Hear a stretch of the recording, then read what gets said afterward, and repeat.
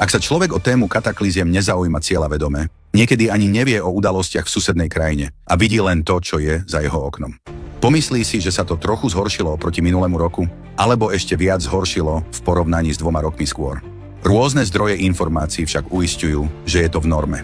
Ale samotné normy sa časom menia a v dôsledku toho to, čo sa deje, prestáva vyzerať ako niečo anomálne.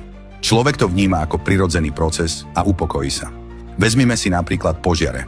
Priemerná ročná plocha a počet požiarov sa zvyčajne porovnávajú s priemerom za 10 až 20 rokov.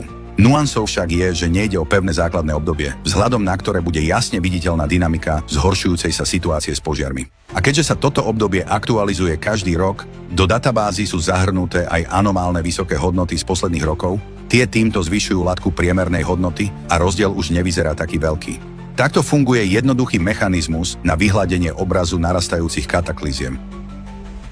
Pozrime sa napríklad.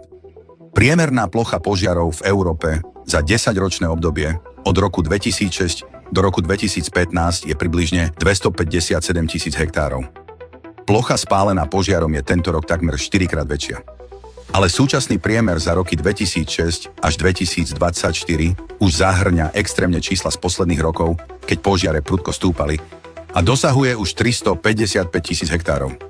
A pri podobnom porovnaní tohto priemeru s rokom 2025 už dostaneme 20-násobný rozdiel. Jednoduchými matematickými manipuláciami sa odchýlka od normy znížila o 100 000 hektárov. Formálne tu nedochádza k žiadnej priamej manipulácii s údajmi, všetky čísla sú správne. Ale pretože len málo kto do toho skutočne vniká, všetko vyzerá byť v rámci normy. Ale za tým sú spálené lesy, mŕtve zvieratá, zničené domy a čo je najdôležitejšie, stratené ľudské životy. To isté sa pozoruje aj pri údajoch o iných prírodných udalostiach. Povodniach, teplotách, tornádach, zemetraseniach.